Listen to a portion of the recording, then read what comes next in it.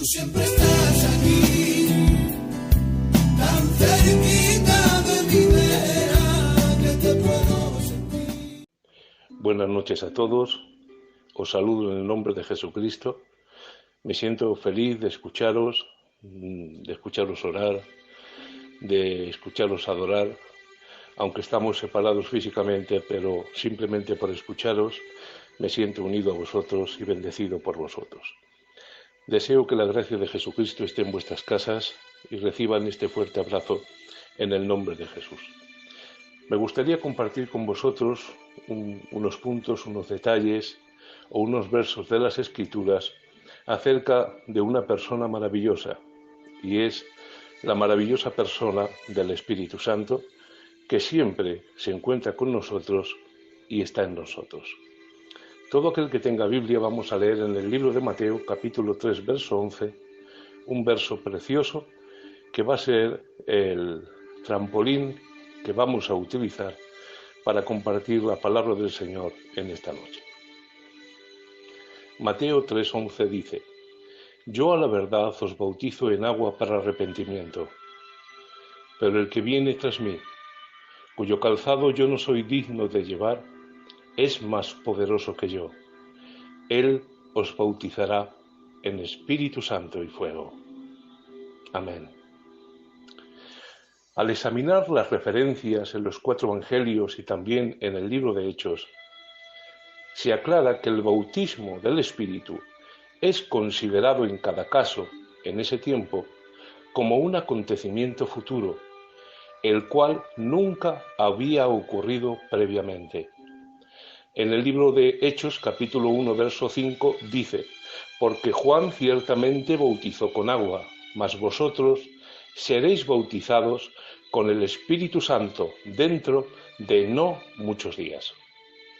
En los Evangelios, el bautismo del Espíritu se presenta como una obra la cual Cristo haría por medio del Espíritu Santo como su glorioso agente. Cada cristiano es bautizado por el Espíritu dentro del cuerpo de Cristo en el momento de su salvación.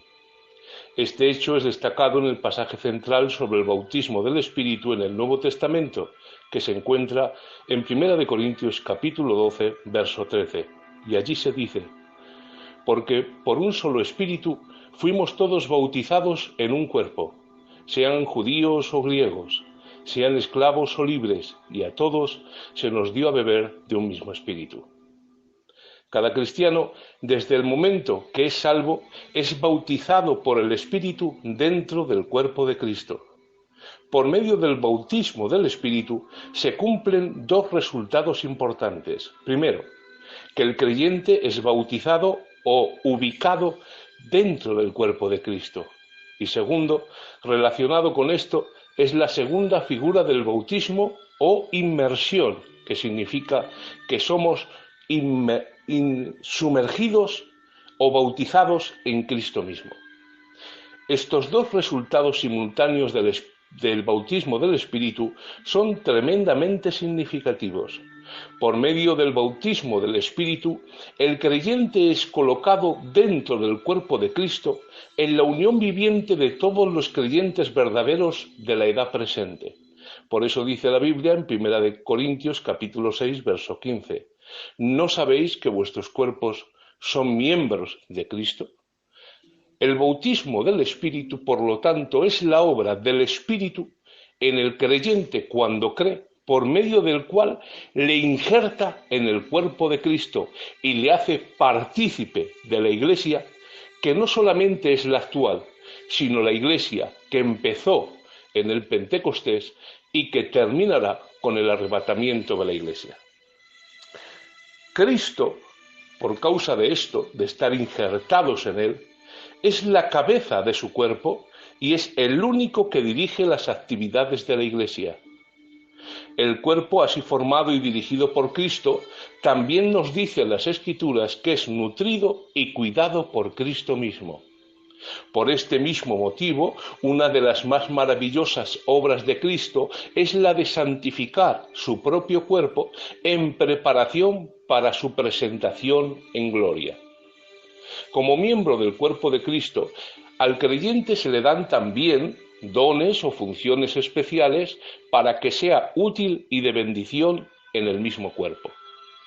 Siendo colocado dentro del cuerpo de Cristo por medio del Espíritu Santo, no sólo es segura la unidad del cuerpo, sin distinción de raza, cultura o fondo social, sino que también es seguro que cada creyente tiene su lugar y su función particular, y también su oportunidad para servir a Dios sin el armazón de su propia personalidad o dones humanos.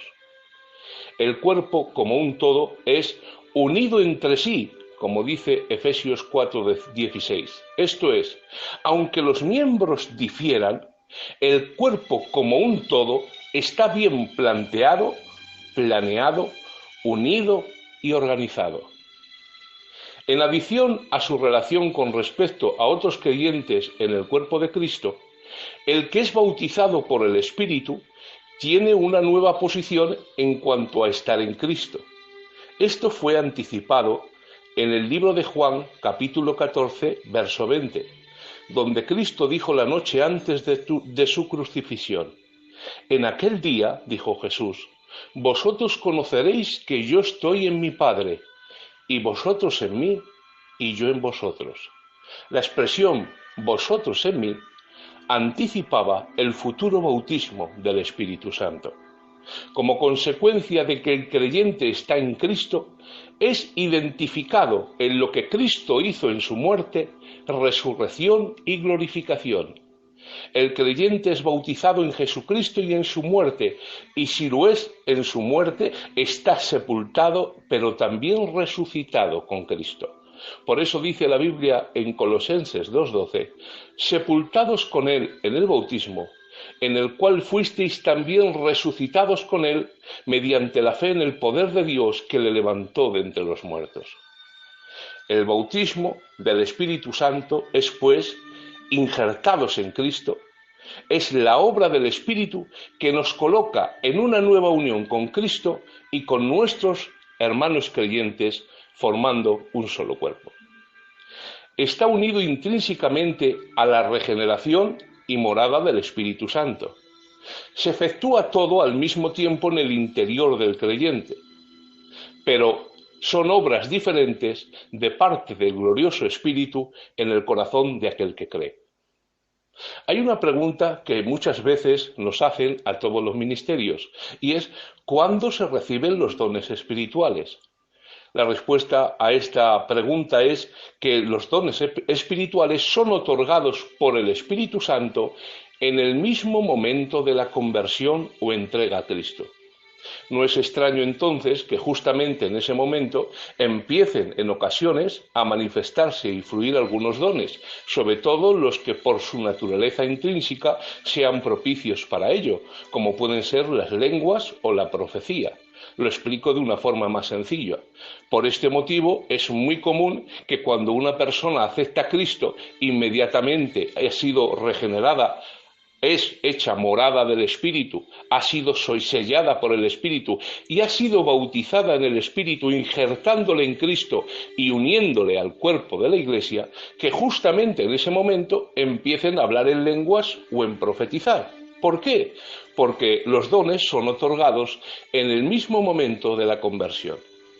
Un creyente puede perfectamente estar hablando en lenguas en el justo momento de su conversión, nacimiento, regeneración o inserción en Cristo, pero no así puede manifestar otros dones que necesitan más tiempo, un foro específico y una madurez para que se manifiesten, como por ejemplo el don de ayudar. Que se manifiesten esos dones, lenguas o profecía, no significa que todos los creyentes tengan que tener ese don o dones. Que en ese momento no se manifiesten otros dones no significa que no hayan sido recibidos por el creyente, pues el tiempo, la madurez y la llenura del Espíritu poco a poco manifestará los regalos que el Espíritu Santo dio al creyente en cuestión. La Biblia nos dice que no todos los creyentes tienen el mismo don. Por eso en 1 Corintios 12:28 dice, ¿son todos apóstoles? ¿Son todos profetas? ¿Todos son maestros? ¿Hacen todos milagros? ¿Tienen todos dones de sanidad?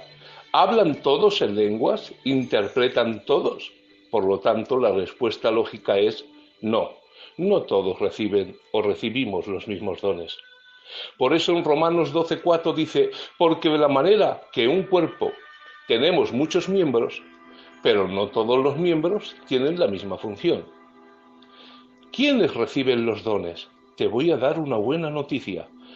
Todos los creyentes. Porque si lees las Escrituras, las expresiones pone cada uno, todos, cada cual, y estas expresiones dan a entender claramente que todo cristiano nacido de nuevo recibe como mínimo un don. En Efesios nos dice que cada uno de nosotros recibió su propio don, en la medida que Cristo los ha distribuido. No todos los creyentes tienen los mismos dones, aunque algunos creyentes puedan tener y ejercer más de uno. Fijaos lo que dice 1 de Pedro capítulo 4 verso 10, que todos, como buenos administradores de los múltiples dones de Dios, pongan al servicio de los demás el don que recibieron. Y esto es una noticia preciosa, porque el que menos tiene, tiene algo de Dios, y el que más tiene, lo que tiene lo recibió de Dios. Por lo tanto, ni somos inútiles en su iglesia, ni tampoco podemos tener soberbia y orgullo. Todo lo que hemos recibido proviene de Él. Se trata de lo que Dios, dice la Biblia, quiso darle a cada creyente, no de lo que el creyente deseó de por sí.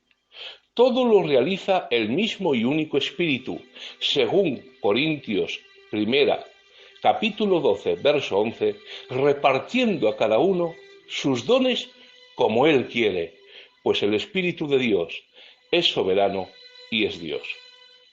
Esto nos ilustra una verdad, y es que los dones no se reciben por la imposición de manos de ningún ungido, entre comillas, ni tampoco por la transmisión de un supuesto ungido de Dios. Solamente la persona del Espíritu Santo reparte sus dones como Él quiere cuando el creyente cree en Cristo. Resumiendo, hermanos, somos cristianos auténticos gracias al bautismo del Espíritu Santo. Este se puede definir como la obra por medio de la cual el Espíritu Santo introduce y coloca al creyente nacido de nuevo dentro del cuerpo de Cristo, el cual es la Iglesia. En otras palabras, el bautismo del Espíritu Santo es un acto de iniciación, entramos en la Iglesia, y de identificación, somos de Cristo y de su cuerpo. El bautismo del Espíritu Santo es, por lo tanto, la obra del Espíritu que nos coloca en una nueva unión con Cristo y nuestros hermanos creyentes, en una nueva posición en Cristo Jesús. Es la base para la justificación y para toda la obra de Dios, la cual presenta al final al creyente perfecto en gloria. Al mismo tiempo que el bautismo del Espíritu, el Espíritu Santo también hace una obra en el creyente en ese mismo instante, y es la regeneración. Dice en el libro de Tito, capítulo 3, verso 5, no por obras de justicia que nosotros hubiéramos hecho, sino por su misericordia, por el lavamiento de la regeneración y por la renovación en el Espíritu Santo. La regeneración significa el origen de la vida eterna, la cual se introduce en el creyente en Cristo en el momento en el cual éste cree. Es el cambio instantáneo de un estado de muerte espiritual a la vida en Cristo. Por su naturaleza, la regeneración es sólo una obra de Dios. Por eso dice Juan 1:13, los cuales no son engendrados de sangre, ni de voluntad de carne, ni de voluntad de varón, sino de Dios. Por esto, la salvación no se hereda, no se contagia, no se transmite.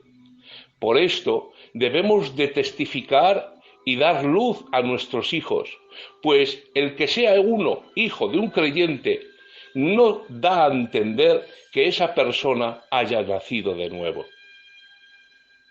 Cada uno en particular debe de aceptar a Cristo como Señor y Salvador. Y si esa persona no ha tenido un encuentro personal con Jesús, igual da que vaya al culto, o que se pase incluso por las aguas, pues las aguas no tienen ningún poder regenerador, no efectúan ninguna obra de gracia en el creyente, es solamente un símbolo externo de la realidad interna que se cree que Dios ha operado en la persona. Pero si tú pasas por las aguas a una persona que no ha nacido de nuevo, con todos mis respetos, lo único que tienes es un personaje al baño María.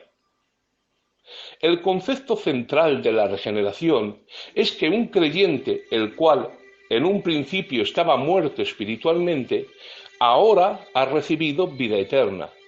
Para describir esto, la Biblia usa tres figuras. Una es la idea de nacer de nuevo o la figura de renacer. En la conversación de Cristo con Nicodemo, Jesús dijo: «Os es necesario nacer de nuevo». En la segunda figura se utiliza la resurrección espiritual. Se declara a un creyente en Cristo como vivo de entre los muertos. Y en la tercera figura se utiliza la nueva creación.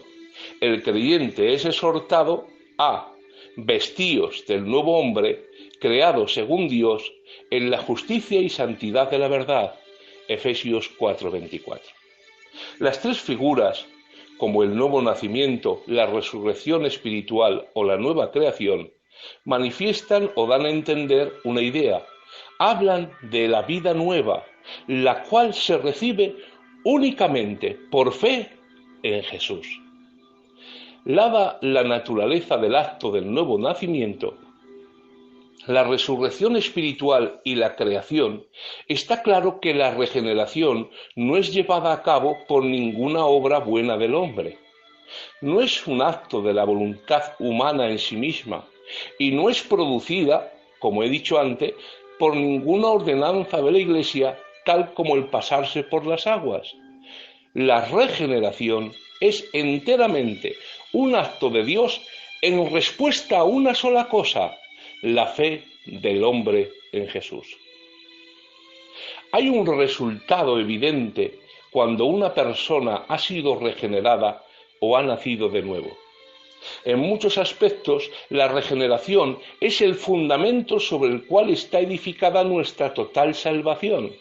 Porque, vuelvo a repetir, una persona se puede encontrar con el pastor, puede encontrarse con la iglesia, puede encontrarse con las administraciones, pero si no ha tenido un encuentro vital y personal con Jesús, todo eso no sirve de nada.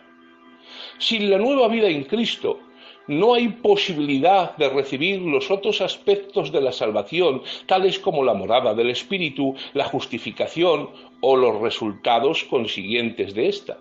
Sin embargo, hay algunas características que son inmediatamente evidentes en el mismo momento que una persona ha nacido de nuevo. Cuando una persona recibe a Cristo por la fe, inmediatamente ha nacido de nuevo. Y en el acto del nuevo nacimiento, escuchar, recibe una nueva naturaleza. A causa de esta nueva naturaleza, un creyente en Cristo puede experimentar un cambio drástico en su vida, en su actitud hacia Dios y también en su actitud hacia el pecado. ¿Cómo podemos o podríamos representar esta verdad? Mirad, hermanos, ¿quién no ha conducido en ocasiones un vehículo con la dirección desequilibrada? Cuando un coche tiene la dirección desequilibrada, imagínate que estás intentando andar recto por la carretera, pero tu coche se va a la derecha.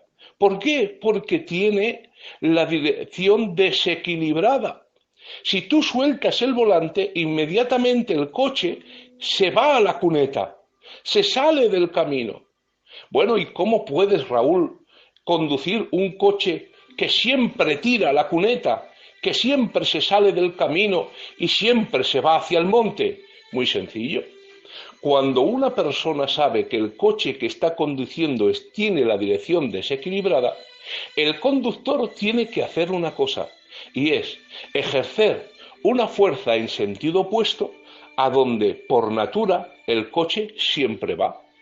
Si el coche se va hacia la derecha, se sale del camino recto y se va a la cuneta, el conductor tiene que hacer una fuerza en sentido opuesto, tiene que mover el volante hacia la izquierda. El coche va a la derecha, el conductor mueve el volante hacia la izquierda y el resultado es que el coche no se sale del camino. La Biblia nos dice que el ser humano, desde que ha nacido a causa del pecado de nuestros primeros padres, siempre su mente está inclinada al mal, siempre va a la cuneta, siempre abandonamos el camino recto y para el hombre por sí mismo le es imposible andar conforme es digno para el Evangelio. Por esto era necesario la morada del Espíritu y la regeneración del Espíritu. ¿Por qué? Porque en el mismo instante que hacemos eso, el Espíritu Santo es como el piloto que se mete dentro del coche, agarra con sus dos manos poderosas el volante, y mi naturaleza humana y carnal me tira a la cuneta, a pecar. Estoy siempre inclinado hacia el mal, pero bendito Espíritu de Dios, que estando no fuera, sino dentro de mí, ejerce un poder positivo por medio de la regeneración del Espíritu, deseando y produciendo en mí el deseo de las cosas divinas. ¿Y qué es lo que pasa? Ese poder del Espíritu en mi interior hace que desee lo de Dios y también que aborrezca el pecado en el cual antes me deleitaba. ¿Para qué? Para poder andar recto en el camino. Hasta tal punto es su obra así, que ni aun lo cojo se sale del camino. Es por esto que al que no ha recibido a Cristo verdaderamente en su corazón y no ha nacido de nuevo, le es imposible andar conforme es digno del Evangelio. Todas las obras eclesiásticas que podemos hacer al ir a la iglesia se pueden hacer sin nacer de nuevo. Una persona natural, puede echar a la ofrenda, puede sentarse en el banco, incluso si algo es emotivo y bonito, puede aplaudir, pero lo que no puede producir es un cambio de vida, un cambio de pensamientos, una forma nueva de andar, porque no hay poder dentro de él. Su carne le lleva al mal y es esclavo de la naturaleza de pecado. Pero hermanos, cuando una persona ha nacido de nuevo, se ve en su forma de andar, se nota en su forma de hablar, se conoce en su forma de vestir. ¿Por qué? Porque lo que está dentro se manifiesta hacia afuera. Es por esto que necesitamos más que nunca no invitar a la gente al culto, sino presentar a Jesús a la gente, porque el culto no cambia, pero Jesús sí que cambia. Necesitamos recordar que solo el Espíritu Santo puede hacer esa obra en el interior del creyente. No podemos obligar a la gente a que acepte a Jesús, ni tampoco atemorizarla, como está sucediendo, parece ser, en este tiempo, en base a los terribles sucesos que estamos viviendo. La única labor del siervo y del predicador es sembrar, pero después de que siembra, el labrador no se queda mirando la semilla, se va a su casa a cenar o a hacer sus cosas, porque la semilla en sí misma tiene poder. Solamente si encuentra una buena tierra, esa semilla va a poder germinar. Hermanos, prediquemos la palabra, a tiempo y afuera de tiempo. Nosotros no podemos convertir, tampoco podemos santificar. Esa es una obra que solo el glorioso Espíritu de Dios produce en el corazón del creyente. Como dijo aquel hombre, cuando tuvo un encuentro con Jesús, antes fui ciego y ahora puedo ver. O como el hijo de la viuda de Naín, antes estaba muerto, pero ahora estoy vivo, y vivo para Dios. Antes era un extraño de Dios y fuera de su comunión, pero ahora tengo comunión con Dios y puedo recibir al glorioso Espíritu Santo. Cuando aceptamos a Jesús como Señor y Salvador, el Espíritu Santo, al mismo tiempo que mora en nosotros y que produce la regeneración o el nuevo nacimiento, también produce dos ministerios maravillosos en el interior del creyente, y es su morada y el sello del Espíritu.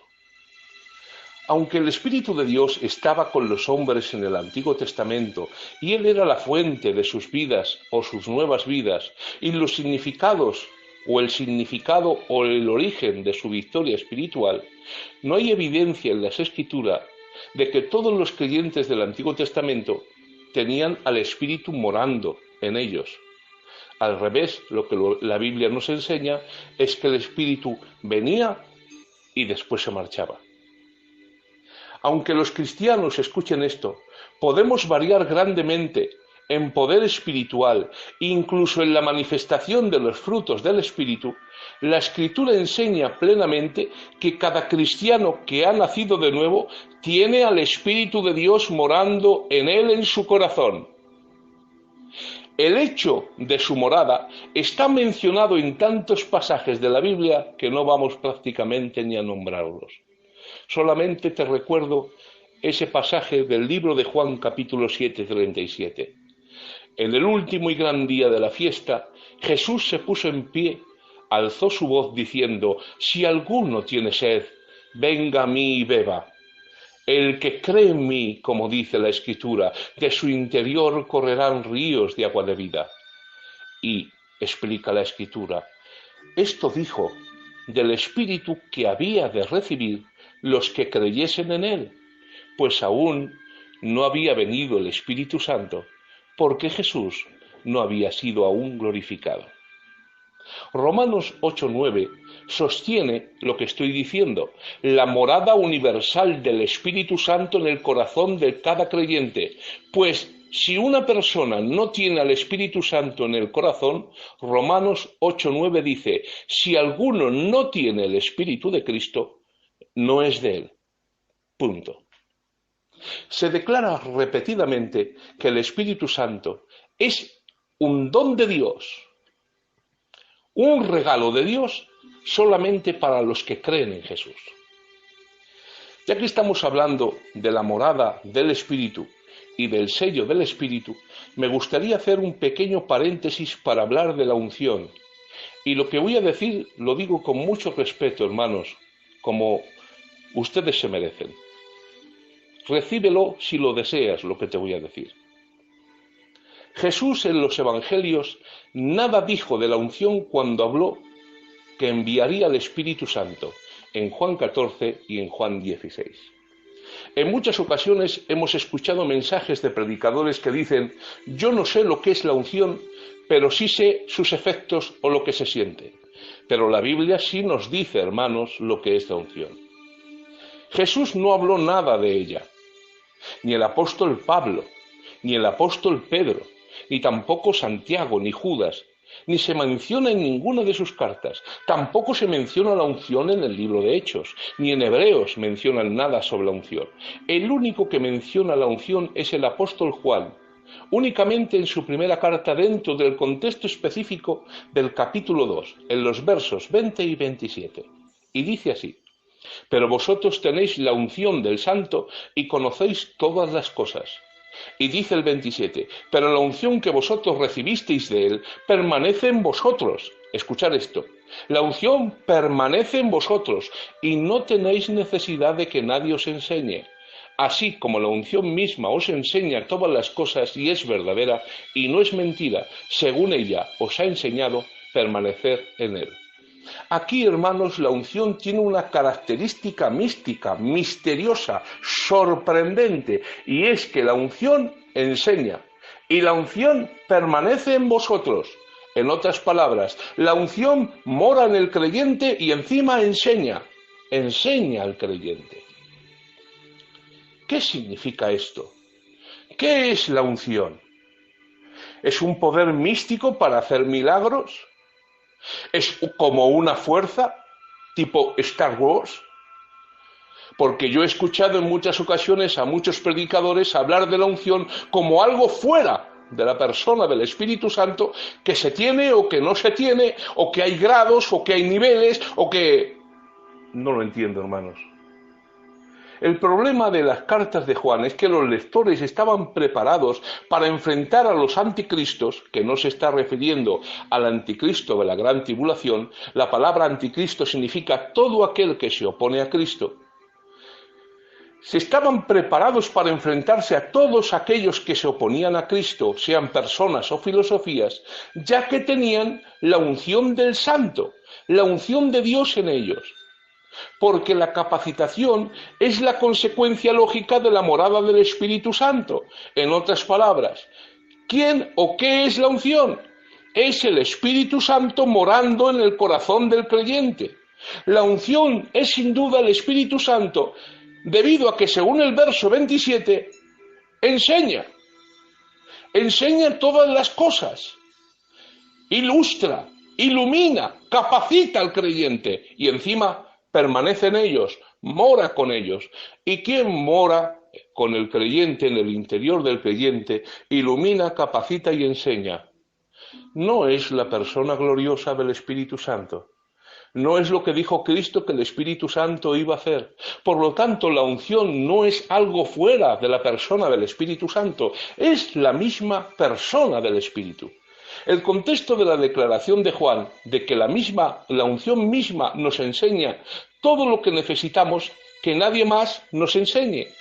La iglesia a la cual Juan está escribiendo ya ha sido enseñada en la verdad, por lo cual, al tener en ellos al Espíritu Santo, el Espíritu era suficiente para recordar la verdad aprendida, para permanecer en la verdad, sin tener necesidad de las nuevas falsas enseñanzas de los falsos profetas que querían confundir a la iglesia. Por eso dice Juan, el Espíritu Santo os guiará la verdad, y el Espíritu Santo os recordará todas las cosas. En ese ministerio didáctico de maestro, de enseñanza, que el Espíritu Santo tuvo y está teniendo. Por eso el pasaje dice, según ella os ha enseñado la unción, permaneced en él. El asunto es que la Iglesia permaneciera en lo que fue enseñado en el principio y no prestara atención a otras enseñanzas. Recuerdo el testimonio que me contó un hermano de hace muchos años, que es cierto que en nuestra iglesia, en los años 70, cuando hablo de nuestra iglesia, hablo de la misión, de la denominación, no teníamos mucha enseñanza doctrinal. Pero decía este hombre de Dios, que cuando venían los falsos predicadores como los mormones o los testigos de Jehová, a pesar de que no tenían las ovejas muchos versículos para contradecir la erudición de estos hombres, decían el testimonio de estas ovejas. No sé lo que dicen bien ni sé responderles, pero sé en mi interior que lo que están diciendo es mentira. Y hermanos, esa es la obra gloriosa del Espíritu Santo en el corazón del creyente, que le ayuda a distinguir qué es de Dios y qué no es de Dios. Esto muestra con claridad que la unción es una persona.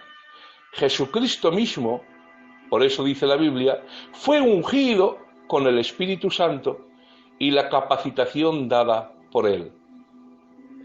Lo pueden leer en Hechos 10:38. Esto nos enseña varias verdades. Primero, como podemos ver, nada dice este pasaje de que algunos hijos de Dios tienen la unción más que otros hijos de Dios. Eso es mentira. No hay más unción de parte de unos que de otros. Todos están ungidos porque todos tienen el Espíritu Santo morando en el corazón.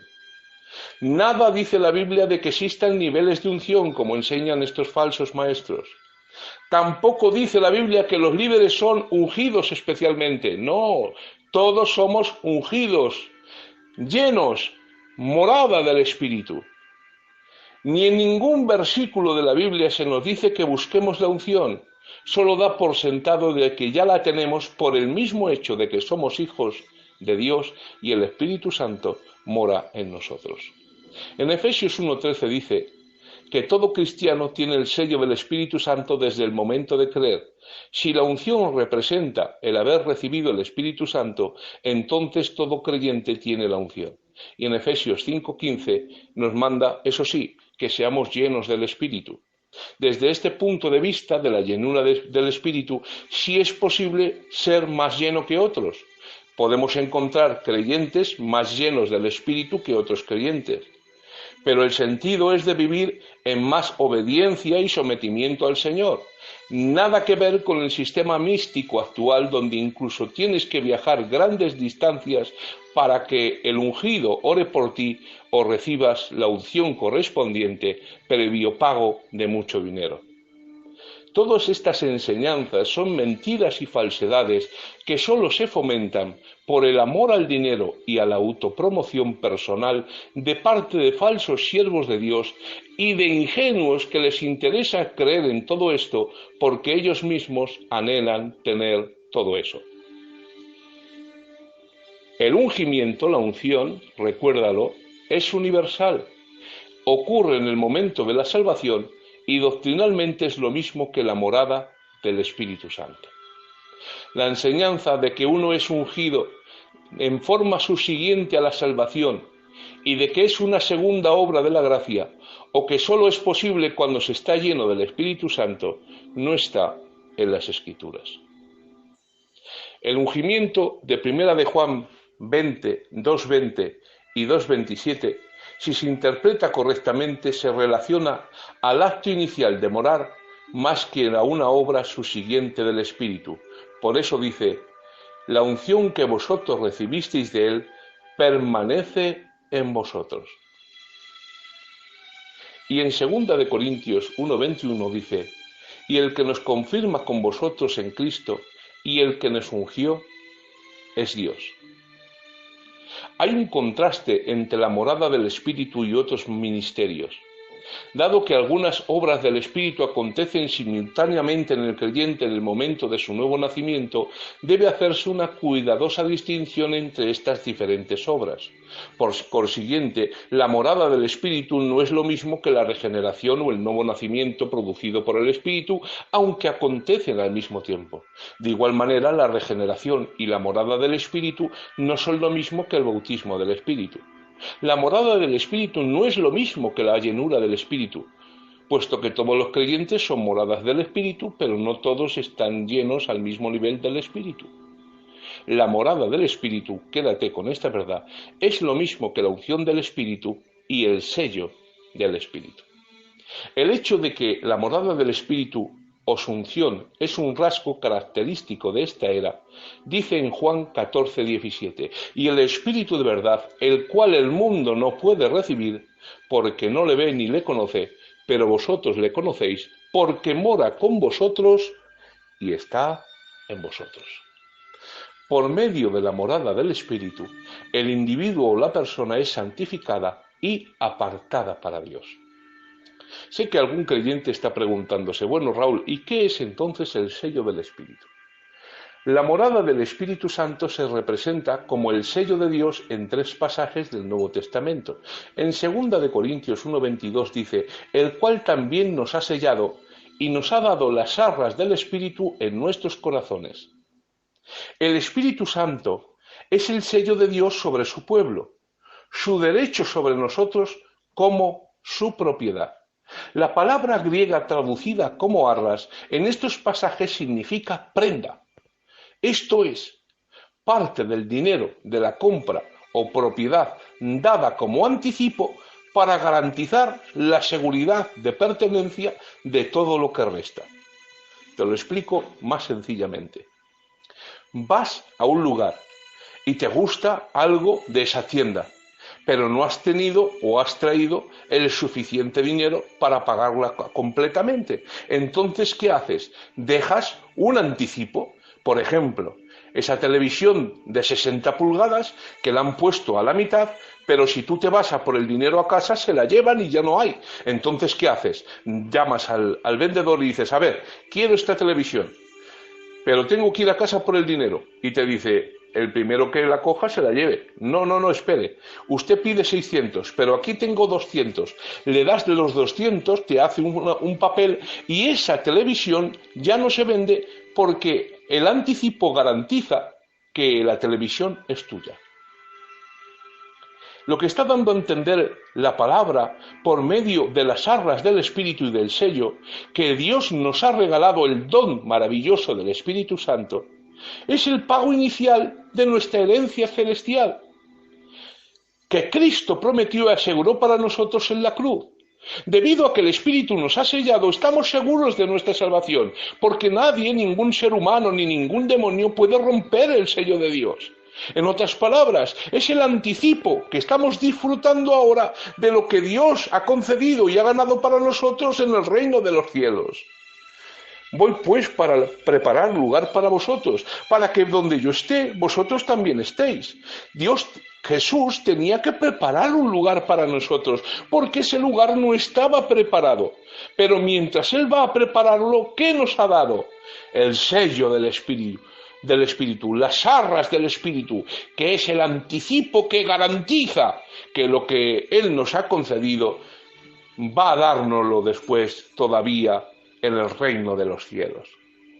Y eso es una maravilla, porque eso manifiesta algo precioso, y es que lo que estamos disfrutando ahora, en nuestra naturaleza humana, carnal, en medio de un mundo pecaminoso, en medio de un mundo caído, lleno de demonios, cuando te pones a orar y verdaderamente sé que lo has hecho, y te pones en comunión con el Señor, y estás sensible al Espíritu, hermano, si en ocasiones podemos decir que ha descendido el cielo a nuestra habitación, a nuestra casa, y decimos, ¡ay, qué gloria, qué bendición! Y sales quebrantado. Pues hermano, si estando revestidos de esta nuestra naturaleza pecaminosa, en medio de un mundo lleno de demonios y caído, que está maldecido por Dios, y estamos disfrutando solamente de un pequeño anticipo de lo que Cristo ha preparado para nosotros, si estamos a un nivel de gozo y de alegría así cuando le buscamos aquí, ¿qué será cuando estemos en el cielo? Y mirar, en Efesios 1:13 dice, en él también, habiendo oído la palabra de verdad, el evangelio de nuestra salvación, y habiendo creído en él, fuisteis sellados con el Espíritu Santo de la promesa. En este texto vemos que la acción de sellar es ejecutada por una persona distinta del Espíritu Santo. Ya hemos señalado que es Dios el que sella.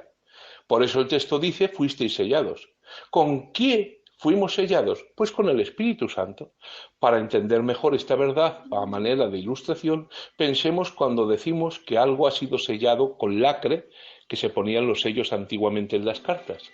Con esto queremos decir que la sustancia que se ha empleado para sellar es lacre, y que alguien la ha usado con el fin de sellar. Cuando la Biblia declara que el creyente ha sido sellado con el Espíritu, lo que quiere decir es que el Espíritu Santo es la sustancia con la cual se ha sellado al creyente y que el Dios mismo, el Dios Padre, es la persona que lo ha hecho. Ahora bien, ¿quién han sido sellados? Pues todos y cada uno de los creyentes sin ninguna excepción. Todos los que han creído en Cristo, todos los que son de Él, han sido sellados. ¿Y por qué este sello? Mirad, hermanos, también ilustra una segunda verdad.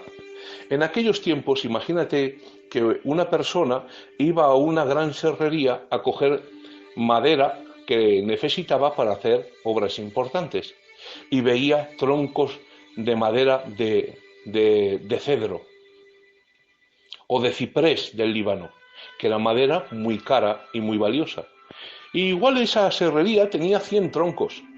Y para que tú me entiendas, esa madera valía una gran cantidad de dinero. Igual valía, para que te hagas una ilustración, 100.000 euros. ¿Y qué es lo que sucedía, hermanos?